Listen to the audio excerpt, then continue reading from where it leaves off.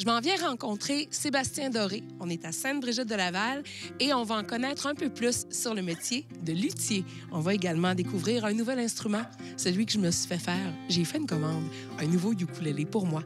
Devinez la couleur?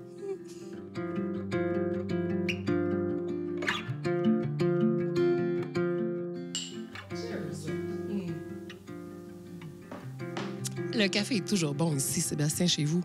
Bien, merci beaucoup, Isa. Ça me fait vraiment plaisir d'être là. Je dirais même encore parce que on cachera pas qu'on est des amis dans la vie. On fait de la musique ensemble et ton métier m'intéresse énormément. C'est un peu pour ça qu'on est là aujourd'hui. J'ai envie qu'on démystifie un peu ton métier qui est celui de... Luthier, guitare. Parle-moi un peu de la fabrication de tes instruments. Tu en as construit quand même plusieurs depuis très longtemps. Et tu fais ça où? Je fais ça ici. En fait, j'ai mon atelier au sol de la maison. Si tu as envie, on pourrait peut-être aller faire un tour, visiter ça.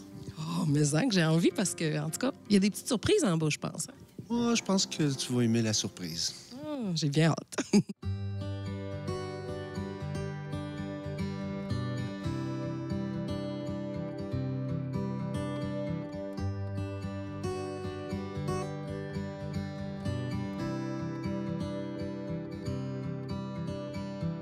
Me voici donc dans l'antre du luthier. Mais avant de parler du ukulélé, j'aimerais qu'on parle des guitares, de ton métier. Comment t'en es venu à devenir luthier un jour? Comment tu t'es dit un jour, hey, moi, je veux devenir luthier? C'est pas un métier qui est vraiment fréquent, comme on le disait tout à l'heure. Ça s'est passé comment pour toi?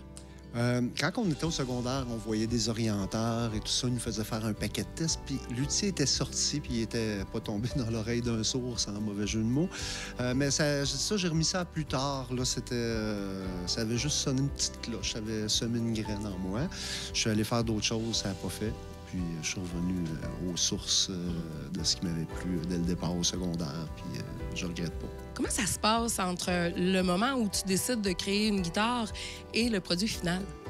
Il y a des longues heures. Là, on peut compter 150 à 200 heures par instrument environ. C'est dans la sélection du modèle, choisir les bois, plusieurs bois que j'essaie de faire sécher quelques années avant de les utiliser pour être certain qu'ils soient prêts. Puis s'il y avait à fendre et à travailler, on est au courant quand ça fait plusieurs années qu'on les a. On peut observer les changements. Après ça, on dessine un plan, puis on se lance. Seb, j'aimerais que tu nous parles un peu de ton métier comme tel. Qu'est-ce que ça prend pour être luthier? C'est d'essayer d'avoir un certain contrôle sur des paramètres qui sont complexes, finalement. Essayer de mesurer des propriétés des bois. Je trouve ça super intéressant de voir qu'au travers d'une même pièce de bois, il peut avoir des propriétés très différentes quand même, ou même dans une essence de bois. Le bois peut être 2 fois plus lourd, même si c'est la même essence de bois. Fait que c'est d'essayer de composer avec ça. Donc, il y a un côté assez scientifique quand même à la lutherie où on fait un peu des maths, puis on calcule des épaisseurs, on met en flexion des bois, on mesure, puis beaucoup d'acoustique aussi, de physique acoustique, longueur d'onde, des choses comme ça. Moi, je me demande aussi comment ça se passe quand une personne veut se faire un instrument, parce que je sais que les gens vont se poser la question. Ça a été mon cas.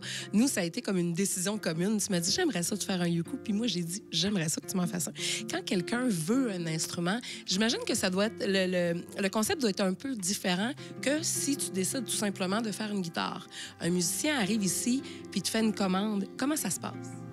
Tu le sais, on a fait quand même un peu cette démarche-là. Généralement, c'est de commencer par qu'est-ce qu'il aime.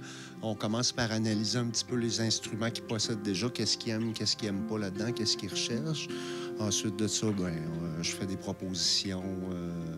Des fois, des propositions d'images déjà dans des choses qui existent. Puis après, on adapte, puis on fait un vrai concept là, plus solide. Tu m'as posé plusieurs questions par rapport à l'instrument que je voulais avoir. Effectivement, ça a bien été. On a choisi ensemble tous les bois. On a choisi des petites décorations aussi. La sonorité, vers où on voulait s'en aller. Ça s'est super bien passé jusqu'au choix de la couleur. Bon, ouais, là, j'avoue qu'il y a eu de la discussion quand même un peu, hein? Un petit peu, on peut dire ça, oui. Oui, parce que moi, j'avais une couleur en tête, puis bien sûr, les gens qui me connaissent devinent que la couleur de mon ukulélé, c'est... Bleu! Merci tout le monde. Toi, tu me proposais en contrepartie plus un bleu qui ressemblait à un brun. Ouais, on était plus couleur violon un petit peu, mais t'as su me convaincre quand même. Yes. Et puis, j'aimerais ça que tu nous montres un peu là, comment ça s'est passé. Parce que là, à un moment donné, tu m'as appelé et tu me disais, j'ai fait des tests de couleurs. T'as envie de nous montrer? Absolument, je vous montre ça. Donc, c'est pas mal, je dirais, en fait, celui-là ici qui m'a convaincu d'accepter la commande de la couleur.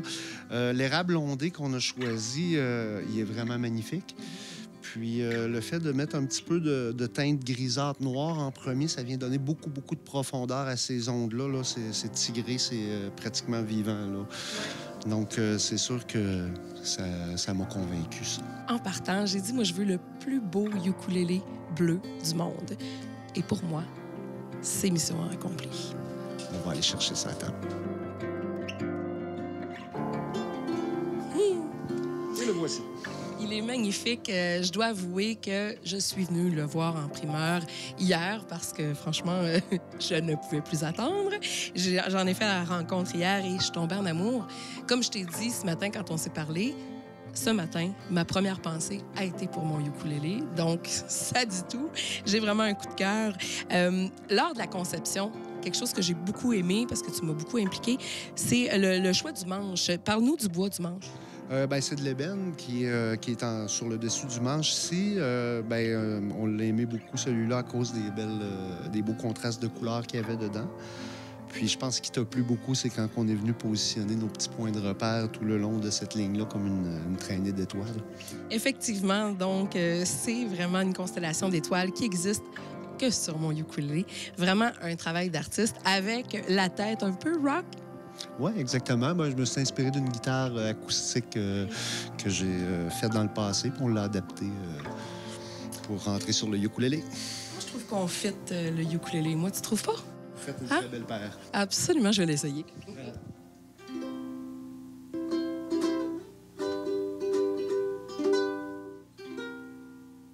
Il y a tellement de belles sonorités. Wow! Seb, j'aimerais ça qu'on aille voir d'autres de tes instruments, parce que je sais que tu en as fait plein d'autres. Avec plaisir.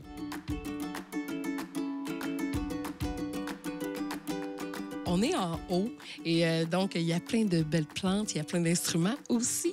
Dis-moi, Seb, tu as construit combien de guitares dans ta vie?